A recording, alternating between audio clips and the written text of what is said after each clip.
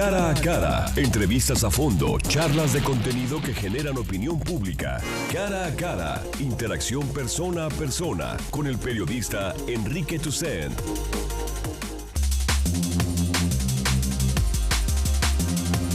Muy buenos días, comenzamos Cara a cara. Les recuerdo que si usted tiene interés de asistir a las conferencias por el 5º aniversario de Zona 3, aquí mismo en la estación puede obtener los boletos. Les recuerdo que son las conferencias, las pláticas de Pablo Latapí, Bien Bajado Ese Balón, y de Sergio Oliveira, Marcas de Autos en México, Pasado, Presente y Futuro. Entonces, si usted está interesado en asistir a este evento, por favor, aquí mismo en la estación, búsquenos para obtener los boletos. Hay muchísimos temas de la agenda pública, como usted se ha dado cuenta.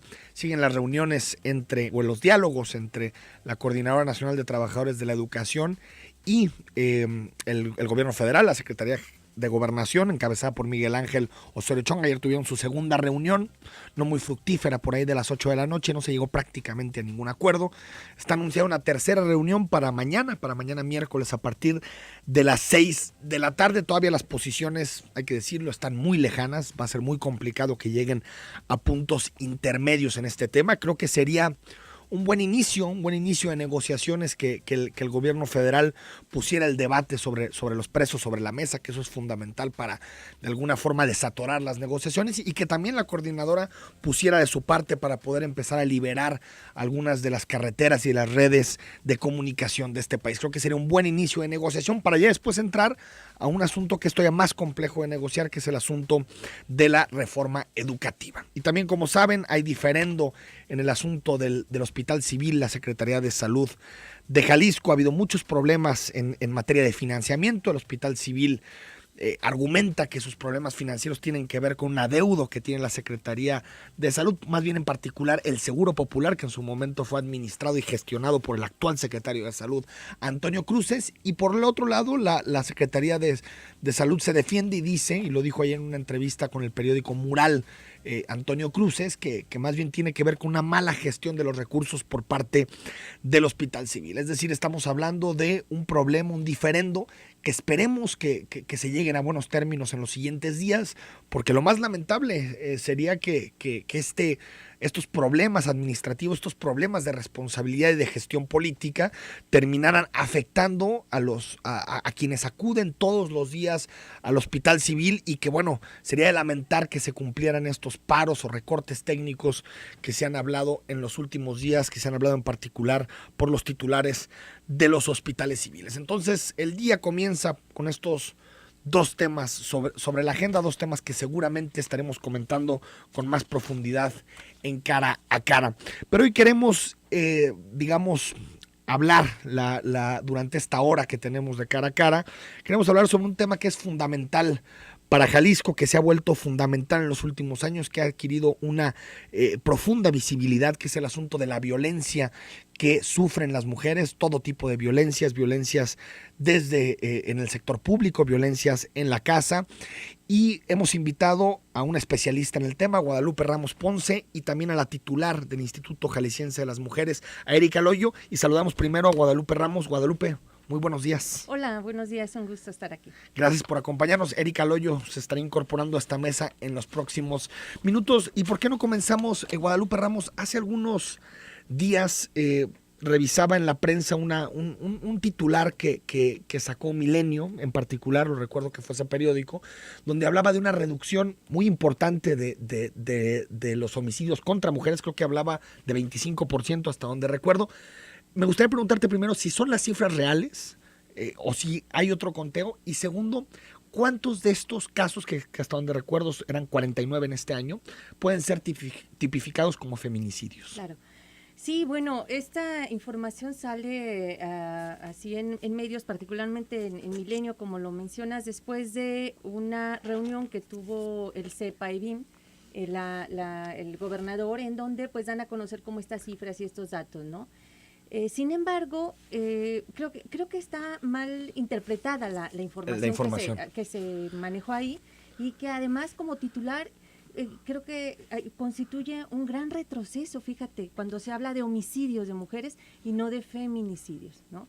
porque pues el gran paso y el gran avance que tuvimos en Jalisco fue en el tema de los asesinatos de mujeres, pues fue que lográramos la tipificación del como delito específico, ¿no? De esos asesinatos como feminicidio. Entonces, volver a hablar de homicidios dolosos y de no hablar de los feminicidios, pues, es otra vez estar encubriendo problemáticas. Es decir, desde el término, ¿no? Existe ahí una problemática en el abordaje de la información. Exactamente. ¿No? Entonces, está mal abordado, porque en todo caso debieron de haber dicho, son tantos asesinatos, de estos tantos se han calificado como feminicidios, como homicidios, como parricidios, es decir, dar una información mucho más completa, ¿no? Porque si no, eso resulta engañoso. Como resulta engañoso también esas cifras y esos datos, ¿no? Esos datos que se dan como de esa disminución. Mira, no, de ninguna manera hay una disminución en términos de que hubo que hubo una generación de políticas públicas que tuvieron de tal manera un impacto que lograron incidir en la baja de esa de los asesinatos, de los homicidios, de los feminicidios, ¿no? Lo que ocurre, y yo como estudiosa de esta problemática desde hace muchos años, de hecho mi investigación de tesis doctoral la hice sobre esto, por eso es que lo tengo tan fresco estos datos, porque yo tengo que desde 1997, que es cuando yo comencé a llevar los registros de estos, del 97 al 2005, 2006, el promedio de mujeres asesinadas en Jalisco era de 44 mujeres por año. En este periodo de 18 años. No, de 8 años, perdón. Sí. A partir del 2006 es que comienza a haber un incremento significativo. Y cuando yo promedio los asesinatos de mujeres ya en los últimos, ahora sí, 18, 19 años, el promedio por año es de 73 mujeres asesinadas. A partir de 2006. ¿Sí? Así es. A partir del año 2010 es que rebasa el centenar, ¿sí? Del 2010 a la fecha, cada año más de 100 mujeres son asesinadas. Y esa es la visión que tenemos que darle a la problemática, ¿no? O sea, ¿cuántas mujeres y cómo ha ido incrementándose esta problemática, ¿no? Entonces, a partir del 2010 es el centenar de mujeres las que rebasan. Y en todo caso, habrá que comenzar a hacer una revisión a partir de la implementación de la alerta de violencia contra las mujeres, ¿no? ¿Cuántas mujeres han sido asesinadas? Y yo ahí me puse a hacer comparativos de otros años, ¿no? Entonces, depende del comparativo que yo haga y de la información que yo quiero enfatizar, es lo que va a estar ahí como punto clave, ¿no? Entonces, las cifras, las estadísticas luego resultan muy manipulables, ¿no? Porque si yo te digo que las asesinadas del 8 de febrero al 31 de mayo del 2016 son 44 y el mismo periodo del 2015 fueron 44 mujeres asesinadas. Entonces estaban a la par. Si yo quiero tomar esa estadística solamente de ese periodo, así. Pero luego ya si me salgo de ese periodo, si yo tomo las mujeres asesinadas desde el 1 de enero hasta el 31 de mayo, entonces son 51 contra 63. ¿Sí? Entonces ahí sí yo digo, es que hubo disminución. No. Sí. Es donde hagas el corte. Es donde hago el corte, claro. Sí, pero además, otra cosa que me parece muy importante señalar es que hay años que son significativos, ¿no? El año 2006, el año 2012, el año 2015 han sido significativos en los asesinatos de mujeres y en la violencia en general, ¿no? Yo he estado analizando esa problemática, veo que son años electorales. Y habrá que ver si por ser un año electoral, ¿qué ocurre? ¿Qué pasa? Que se disparan se desatiende, digamos, se puede desatender una cierta problemática. Puede ser, esa puede ser una explicación. Pero lo que es cierto es que esos años se dispara y el año pasado fue un año electoral, 2015, donde hubo 150 mujeres asesinadas. Entonces yo no puedo basarme en un año atípico para comenzar a medir el año siguiente. Vamos a ir a un corte. Ahorita saludamos a Erika Loyo, que ya está con nosotros aquí en cabina. 31 22 42 00, 31 22 42 66, los teléfonos aquí en cabina, y el WhatsApp 33 18 80 76 41. Estamos en Cara a Cara. Bueno.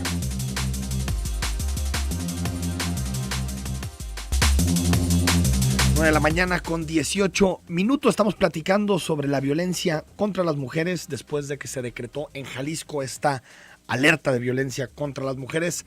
Erika Loyo, titular del Instituto Jalisciense de la Mujer. Muy buenos días, gracias por acompañarnos. No, buenos días. Muchas gracias por la invitación. Buenos días a todos. Estábamos hablando, Erika, antes de que llegaras de las cifras. Ajá. Y sobre todo estas cifras que se han publicado últimos días de que hubo una reducción en los homicidios contra las mujeres, en particular lo que publicaba el periódico Milenio era 25%. En su momento decía Guadalupe Ramos que no estaba totalmente de acuerdo con el tratamiento de esa cifra. ¿Cuál es tu posición en torno al tema? Bueno, nosotros la cifra la obtenemos de las estadísticas oficiales de la Fiscalía y hacemos un comparativo también con las estadísticas del Instituto Jalisciense de Ciencias Forenses.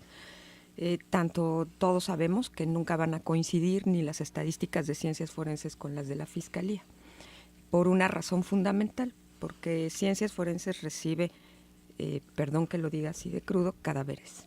Y los cadáveres que recibe todos están catalogados como si fueran feminicidios, pero Ciencias Forenses no hace las investigaciones ni hace las sentencias. Entonces, Ciencias Forenses diferencial recibe entre lo que reporta a todas las mujeres bajo el protocolo de investigación del feminicidio, porque así debe de ser, porque así nos lo marca la ley. ¿Qué es lo que había estado pasando? Pues que acreditar el tipo penal a la hora de hacer las investigaciones se volvía complicadísimo. Es más, sigue siendo muy complicado porque no hemos reformado el tipo penal, que es una de las observaciones muy, muy puntuales que se hacen en el informe de la alerta de violencia contra las mujeres, y no solo en el informe, sino que también organismos internacionales han estado haciendo esa demanda. Hemos estado trabajando en una mesa de trabajo muy, muy consolidada con el Poder Legislativo. He trabajado ya o he empezado a trabajar con el Poder Judicial en una colaboración muy estrecha, no solamente con las juezas y los jueces, sino también con el magistrado presidente, que ha tenido una gran disposición.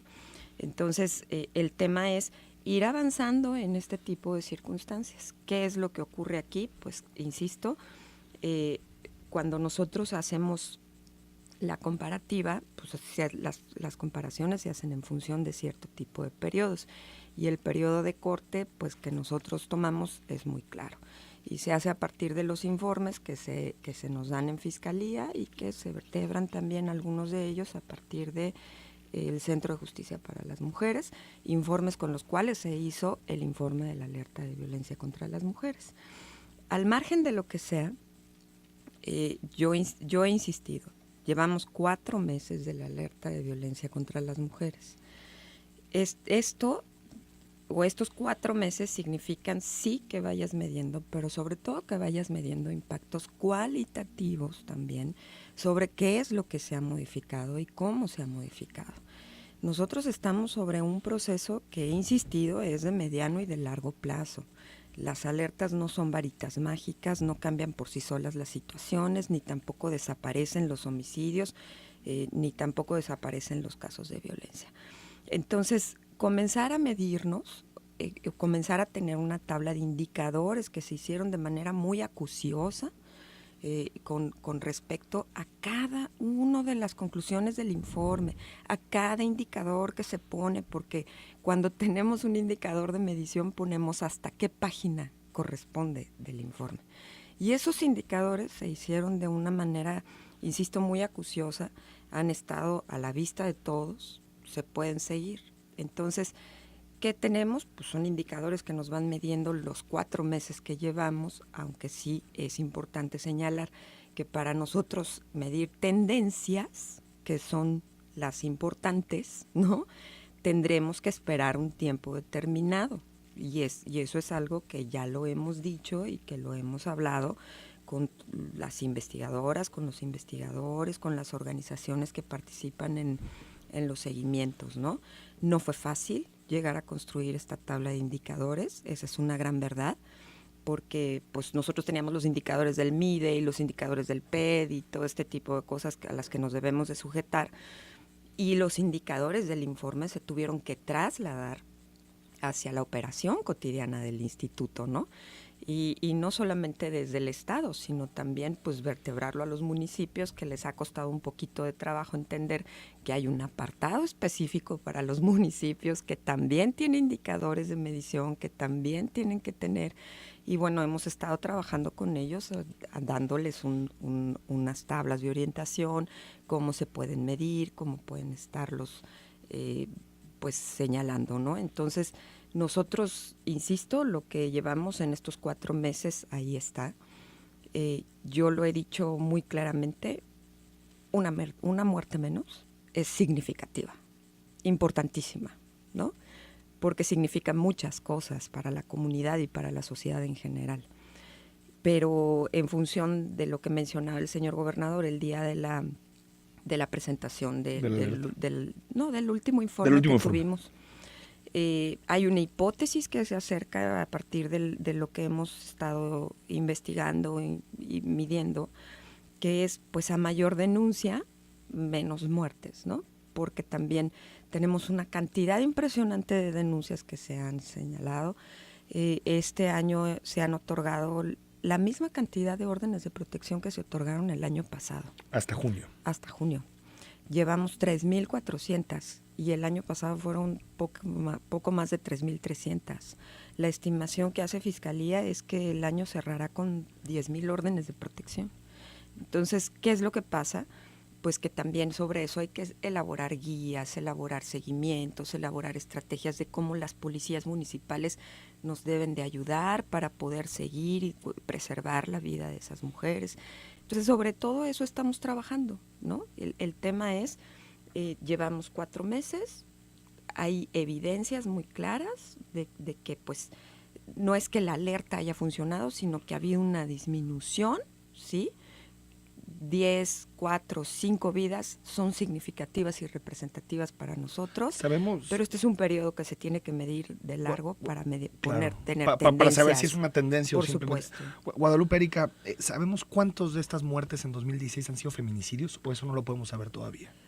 A como está el protocolo establecido, Fiscalía tiene contabilizadas 25. 25 feminicidios. 25 hasta el último día de mayo de este año, ¿no? Así es. Guadalupe, no sé si tienes algo de lo que sí, comentar. O sea, sí, justo ese es el asunto, ¿no? O sea, es que por supuesto que el tema de la alerta y los impactos que se tengan de la misma, pues van a ser a más mediano y largo alcance. Justo por eso es que esa nota de Milenio, pues no es engañosa, vamos, ¿no? Porque pareciera que ya en 4 meses se lograron ese avance. Ojalá que fuera así, ¿no? Ojalá, porque sería la varita mágica. Es un problema estructural, claro, que necesita muchos más años. Exacto, ¿no? Ese es el asunto. El asunto de la violencia es estructural y es sistémica. ¿Y cómo hay que atacarla? Pues así, estructuralmente y a través de todo un sistema que permita que esas violencias se disminuyan y en algún momento se erradiquen, ¿no? Y en relación, Guadalupe, a las 15 acciones inmediatas que se anunciaron con la alerta de violencia de género, ¿cómo han visto el avance también para que Erika nos dé su punto de vista de cómo han avanzado con las 15 acciones? Sí, bueno, decirte, yo formo parte de este grupo de seguimiento que ha estado como muy irregular porque apenas es hay solamente una reunión de ese grupo de seguimiento, entonces yo como parte del grupo no tendría así como una visión clara del cumplimiento, ¿no? Más bien lo tengo más desde acá, desde fuera, desde lo que se anuncia y lo que se dice. Sí tenemos como varias preocupaciones, ¿no? De cómo se le está, en qué términos se está cumpliendo. No, por ejemplo, esta cifra que daba hace un momentito Erika de las 3,000 y tantas órdenes de protección. Ese es un indicador, pero habría que ver, y eso me parece muy importante, qué tipo de órdenes de protección se han otorgado, a quiénes, el alcance que se tuvo y qué impacto tuvieron en la vida de estas mujeres para prevenir esas violencias, ¿no? Claro. Entonces las mediciones tienen que ser mucho más amplias y mucho más de largo alcance, ¿no? Erika, ¿cómo han avanzado estas 15 medidas que se anunciaron? Pues mira, tenemos nosotros, como te mencionaba, una matriz de indicadores de medición que está establecida a partir de porcentajes de avance que se nos van reportando con los enlaces de las dependencias, porque no solamente se trata del eje de seguridad y de protección, sí, sino también del eje de prevención, sobre el cual las organizaciones han hecho mucha énfasis y que nosotros hemos tratado también de apuntalar. Quizás, insisto, es el que nos ha costado un poquito más de trabajo. Suena paradójico, pero es que llegar a los espacios públicos, a las escuelas, con los docentes, con toda la estructura, ha sido muy complejo y muy complicado. Aún así, pues hemos ido avanzando y dando pasos firmes, sobre todo en espacios que son estratégicos como para poder ir marcando una pauta distinta, ¿no? Claro. Nosotros tenemos estos 5 ejes de la estrategia de los 15 puntos, que son los ejes que marca el propio informe, están divididos en función de las acciones que marcó el gobernador y también, insisto, en función de los indicadores que se nos marcan en el propio informe, insisto, señalando número de conclusión, indicador, página en donde se localiza. Y tenemos ese traslado del indicador de medición de porcentaje hacia el cualitativo, que también ahí nos marca en dónde hay que apretar y cómo hay que apretar. Hasta ahí llevamos en la estrategia 57% de avance. El mes pasado llevábamos 48% y la verdad es que hemos ido caminando por una razón fundamental, porque ha sido un trabajo en el que todo el gobierno del estado está metido y eso sí lo puedo asegurar, porque tenemos reuniones permanentes por instrucción del señor gobernador.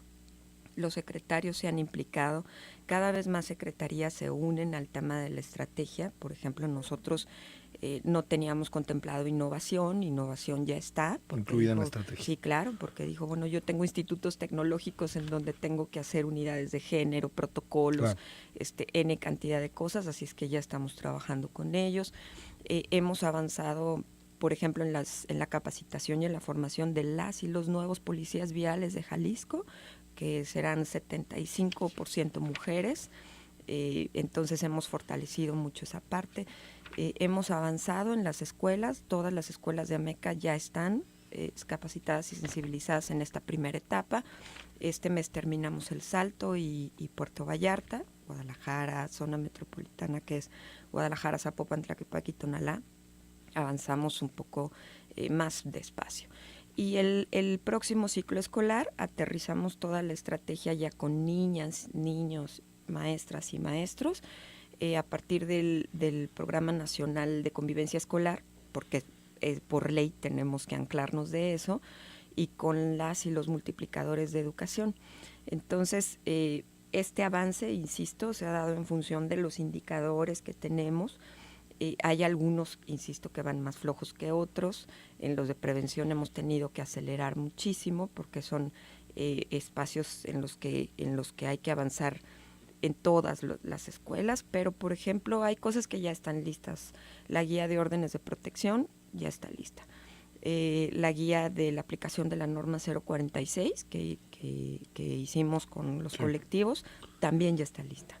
Entonces ya estamos pasando a la capacitación. O sea, ahora, una cosa es avanzar en el 57% que llevamos y la otra es aterrizar ese 57% a la capacitación, a la sensibilización. Que es la parte más complicada. Sí, claro, ¿no? Es la parte más compleja. Claro. Vamos a ir al corte, les recuerdo el WhatsApp en la cabina, 33 18 80 76 41. Ahí.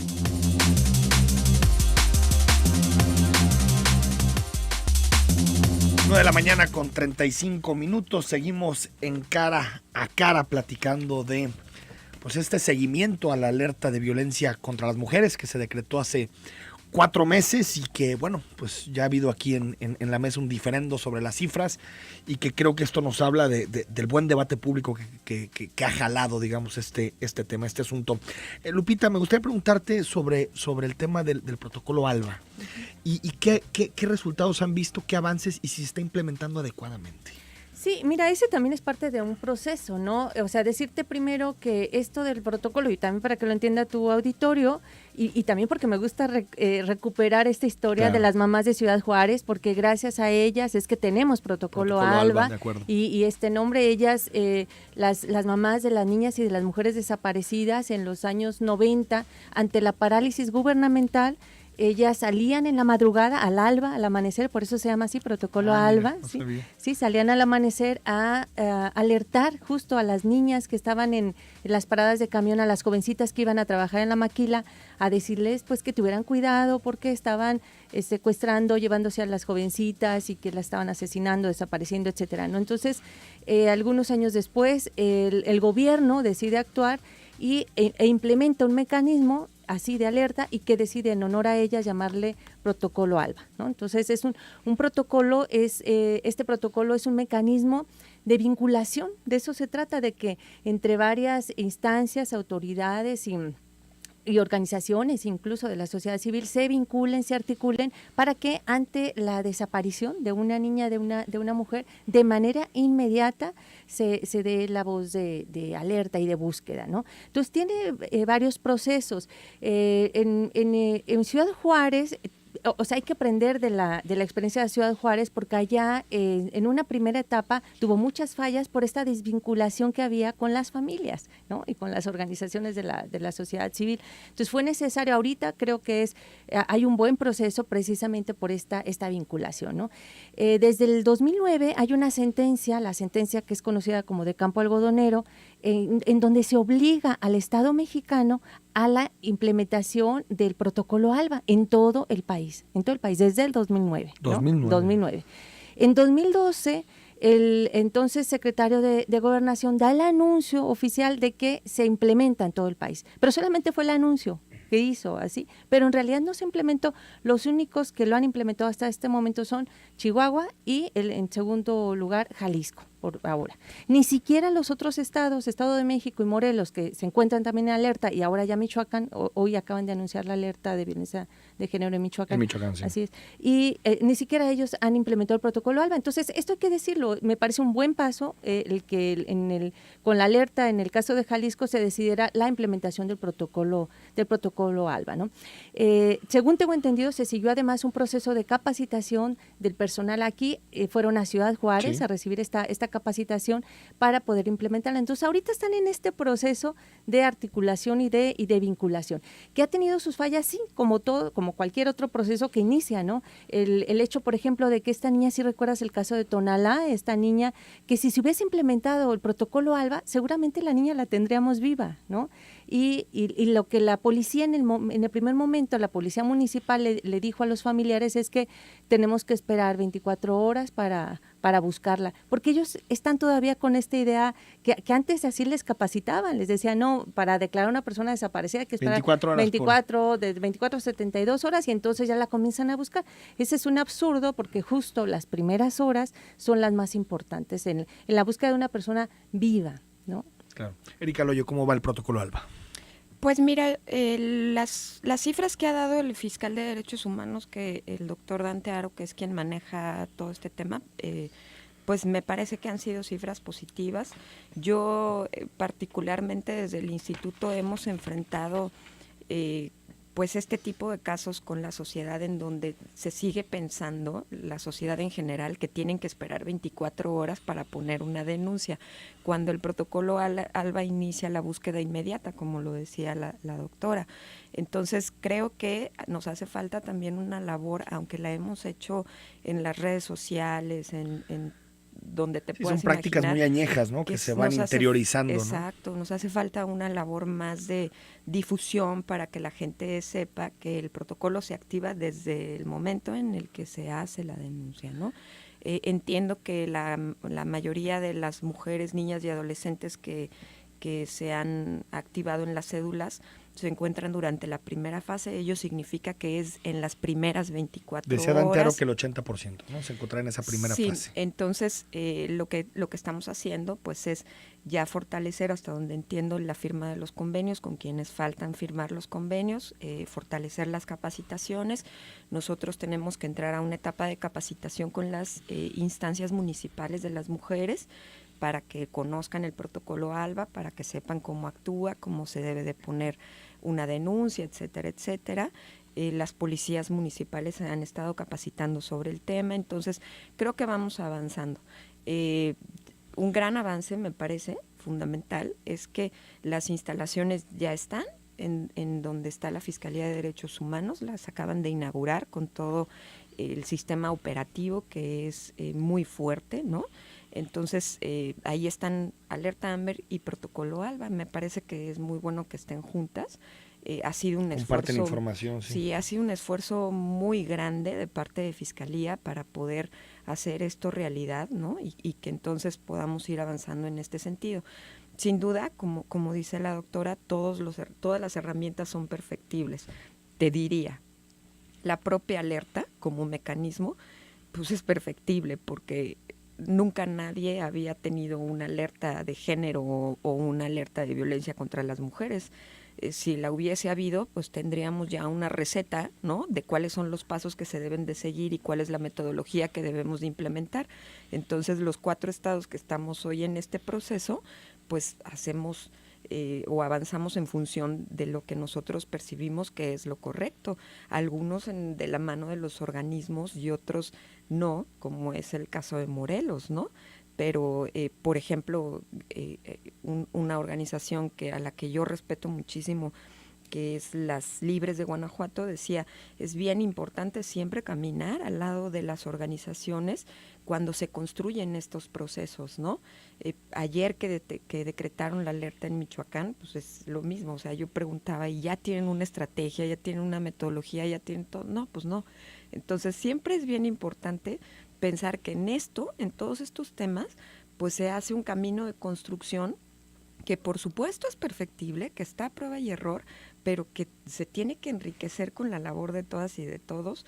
Lo mismo pasa con el protocolo ALBA. Ser el segundo estado a nivel nacional que lo tiene, nos coloca ya en otra dinámica, no solo ante la CEDAW, ¿no?, y todos los informes que tenemos que rendir, sino también ante los demás organismos que están viendo que sí están pasando cosas en Jalisco, en donde nos estamos organizando y en donde estamos tratando de avanzar en el cumplimiento de temas que no se habían avanzado de manera histórica, ¿no? Doctora Ramos Ponce. Sí, mira, algo que es muy importante en el tema del protocolo es el tema de la investigación, sí, con perspectiva de género, eso es fundamental, y alejada de prejuicios, que eso lo establece también la sentencia de Campo Algodonero, ¿no?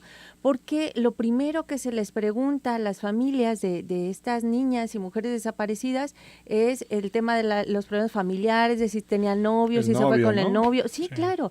Mira, nosotros cuando pedimos información oficial al anterior fiscal sobre las desapariciones de niñas y mujeres en el estado, y nos dieron la información, yo lo tengo, está hasta para enmarcarlo, porque así como de las perlas, cosas terribles de las investigaciones que hacían, uno de sus indicadores era se fue con el novio, otro indicador es se fue de fiesta, otro indicador es, o sea, esos son indicadores, en realidad no eran indicadores, esos eran lo que a ellos les servía para ya no investigar, ¿no? Eran las justificantes para no investigar, ¿no? Y los tenían así como en su estadística, la información estadística que mostraban era esta, 50% se fue con el novio, 20% se fue de fiesta, o sea, y eso que ya no, eso ya te permite no investigar, ¿o qué? Todos los casos hay que investigarlos. Es más, una de las problemáticas graves de la trata es el tema del enganchamiento que hacen a través de esta relación de noviazgo, de amistad, además de hombres que se acercan a estas niñas engañándolas, y a través de esto, ¿no? Entonces luego dicen, sí, se fue con el novio,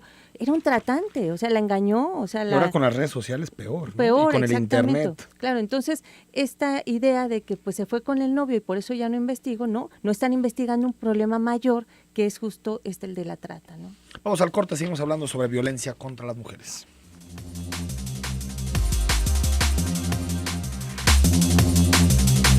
9 de la mañana con 49 minutos, nos quedan algunos minutos en este espacio de cara a cara analizando los avances en la alerta de violencia contra las mujeres y distintos temas que tienen que ver con la violencia hacia las mujeres.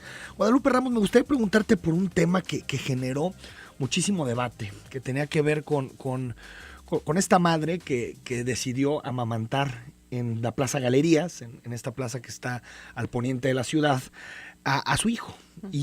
O era hija, ahorita no recuerdo exactamente si era varón o era mujer, pero lo interesante es que los policías, la seguridad del lugar, la conminó a salirse, más bien la corrió de la plaza, y si bien no hubo una condena pública, creo que más o menos generalizada de ese tipo de acciones, no sé si faltó de parte de nuestros gobiernos poner un poquito más el acento y decir, a ver, este tipo de prácticas son totalmente injustificables y por lo tanto vamos a tomar alguna medida en contra de la plaza y en contra de su negocio. ¿Qué opinas de cómo se abordó el tema? Sí, claro, tienes toda la razón. Mira, yo tuve contacto precisamente con esta chica que fue la que pues generó todo esto. Fue una iniciativa personal porque ella dice, la mandaban al baño primero. Eso es algo que ocurre a todas las mujeres que en algún establecimiento y demás que van a amamantar y luego les ofrecen el baño, o sea, para que vayan a dar ahí. Algo tan natural. Algo ¿no? tan natural, claro. Es Todos terrible. estuvimos ahí. Sí, y el hecho es de que ella, pues por supuesto, con esta indignación decide, lo publica y es un impacto tremendo el que tiene, porque muchas más mujeres se comunican con ella y le dicen, oye, a mí me pasó lo mismo, a mí me pasó, o sea, era una cantidad impresionante de mujeres a las que les había ocurrido lo mismo en diferentes lugares, en diferentes espacios, y en donde casi invariablemente o las invitaban a salirse del lugar, a irse al baño, según ellos muy amables, les ofrecen el baño como un espacio para el amamantamiento, pero además sin nada o sea, más bien, lleno todo de prejuicios, o sea, otra vez volvemos al tema de los prejuicios, o sea, sin nada de capacitación, de sensibilización con esta situación. Y por eso la mandan al baño. Y por eso la mandan al baño. Efectivamente, creo que aquí a quien le faltó decir algo, pronunciarse, decir algo al respecto, pues es al Estado, al gobierno, incluso a los propios institutos de las mujeres, ¿no? Que son quienes generan las políticas públicas, no son quienes deben de hacer, porque luego se malentiende también lo que les toca, luego queremos que todo hagan los institutos de las mujeres, no, son generadores de políticas públicas para que los demás hagan, es decir, todas las demás instancias tienen que asumir el papel que les corresponde y que les toca en este sentido. Entonces, por lo menos un extrañamiento, una llamada de atención, pero sí generar una campaña, eso sí le toca al gobierno, generar una campaña de sensibilización en relación a este tema, ¿no? ¿Cómo abordar este tema? Perdón, y nada más para concluir, porque luego resulta como un doble mensaje. Por un lado se promueve la lactancia materna, o sea, eso en los hospitales, en todos lados es la promoción de la lactancia, y por otro lado en el espacio público se prohíbe que sea la lactancia, es ¿no? Entonces es una doble moral que está ahí presente. Erika, yo leí una declaración tuya en la que condenabas este tema en particular, pero ¿se debió haber hecho algo más? ¿Se puede hacer algo más para combatir este tipo de prejuicios? A ver, mira, nosotros estamos trabajando de fondo en el tema. Yo coincido un poco con la doctora Ramos en que los institutos de las mujeres somos instancias para diseñar políticas públicas, pero se nos ha obligado a tener un brazo operativo. Los presupuestos federales a los que nosotros tenemos acceso como PAIMEF de Indesol nos obligan a tener un brazo operativo en función de atender, canalizar, asesorar, toda una serie de cosas, y nadie se puede desprender de ese tema. O sea, no estamos ahí nada más para diseñar, para dictar, para decir cómo se hacen las cosas, estamos obligados a operar y actuar. Que no nos alcanza, pues no nos va a alcanzar nunca, porque somos instituciones muy pequeñas, pero tenemos muchísimos temas que armar. Nosotros en el Plan Estatal de Desarrollo somos las encargadas de tener un eje transversal en todo el Plan Estatal de Desarrollo, que significa transversalizar la perspectiva de género. Con eso ya tendrías, pero PAIMEF e Indesol nos obliga a atender, orientar y canalizar, cosa que no estamos haciendo todos correctamente. Claro. Ahora, nosotros lo que hicimos fue, desde antes de este tema, nosotros estamos promoviendo desde adentro de la administración pública la instalación de lactarios. ¿Por qué? Pues porque hay muchas mujeres que son servidoras y servidoras públicas que están dentro de las instituciones y que igual también se iban a los baños a sacarse la leche. Claro. Entonces, nosotros en el Instituto Jalisciense de las Mujeres abrimos un lactario antes de este tema, de la plaza, y lo hicimos público, lo abrimos al público en general. Entonces cualquier mujer que transite por el centro de la ciudad puede estar ahí. Hicimos público en las instancias del gobierno del Palacio Legislativo, del Supremo Tribunal, del Ayuntamiento de Guadalajara, de Palacio de Gobierno. Todos saben que tenemos un lactario que está abierto. ¿Qué es lo que hicimos? Pues entonces en muchas más dependencias del gobierno del estado pronto va a haber lactarios para que ellos los puedan tener ahí, pero también a través de la Secretaría de Desarrollo e Integración Social estamos ya por empezar el tema de la construcción de 10 lactarios públicos que serán colocados en lugares estratégicos y que promoverán no solamente el tema de los beneficios de la lactancia materna, sino también la eliminación de los prejuicios, ¿no? En eso estamos trabajando muchísimo con el clúster médico, con la Comisión de Igualdad que tenemos en el CESJAL y la Secretaría del Trabajo y Previsión Social, porque no nada más se trata del interior del Estado, sino también de bajarlo hacia los otros espacios, ¿no? Entonces, como este tema, pues ha habido muchos otros sobre los que hemos estado caminando, no solo al interior de las dependencias, sino también en un trabajo muy fino con las cámaras, con la Secretaría del Trabajo.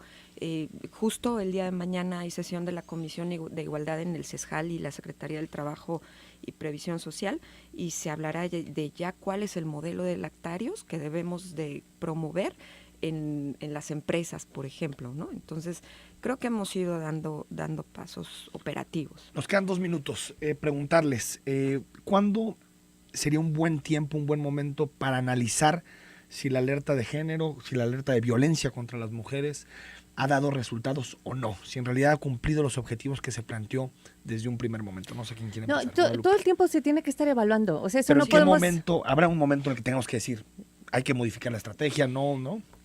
Bueno, creo que desde el principio se estableció incluso que tendrá que ser mensual esta evaluación para estarla midiendo. O sea, no puedes marcar un tiempo, decir, nos vamos para un año o 6 meses o 5 No, meses. la evaluación sí, a lo que me refiero es, digamos, en qué momento haces un corte para decir si la estrategia inicial fue la que tenías que tomar o no, o tenías que cambiar, ¿no? Yo por lo menos creo que a los 6 meses tienes que decir, a ver, evaluemos si hace falta cambiar estrategia o no. Y tiene que hacerse una revisión. Sí, decirte que hay una preocupación incluso de otros organismos que están muy atentos dándole seguimiento al cumplimiento de las alertas en el Estado de México, en Morelos y en este caso en Jalisco, la Oficina del Alto Comisionado, Amnistía Internacional, Observatorio Ciudadano Nacional del Feminicidio, en donde, CLADEM Nacional, en donde nos reunimos incluso para hacer esta revisión, evaluación y demás de cómo van avanzando en estos estados y qué es lo que habría que fortalecer en cada estado y en dónde habría que hacer cambios importantes, ¿no? Entonces, desde la sociedad civil lo estamos haciendo y por supuesto que también creo que desde las instancias gubernamentales se tiene que hacer una revisión. Las evaluaciones mensuales, como se deben de hacer, pero los 6 meses sería un buen corte para saber cuáles son los avances en el tema. Erika. Pues mira, nosotros por instrucción del gobernador tenemos evaluaciones mensuales abiertas a los medios de comunicación y a cerca de 50 organizaciones de la sociedad civil que asisten a las sesiones del CEPA-IBIM y que participan dentro de las mesas de trabajo que hemos estado estableciendo. En nuestra opinión, o lo que nosotros tenemos programado en función de la base de indicadores que hemos hecho, que, insisto, también es perfectible, lo platicaba yo con el propio Amnistía, a quien hemos invitado para que podamos compartir tanto su metodología como la metodología que nosotros tenemos y enriquecerla. Nosotros estamos pensando el corte en el mes de noviembre, ¿no? En donde evaluemos cuáles son las acciones en las que debemos de fortalecer, cuáles son las acciones que deben de tener un giro, cuáles deben de ser los temas y las estrategias que deben de cambiar, y en noviembre plantear una segunda fase. A partir de noviembre. Claro, porque había algunas personas que decían, bueno, es que la alerta es temporal. No, pues no es temporal. Proteger la vida de las mujeres no es un asunto temporal, es un asunto de permanencia. ¿Y se podría ampliar el número de municipios, Erika? Yo creo que eso es un asunto que hemos o que queremos plantear ante el espacio de seguimiento.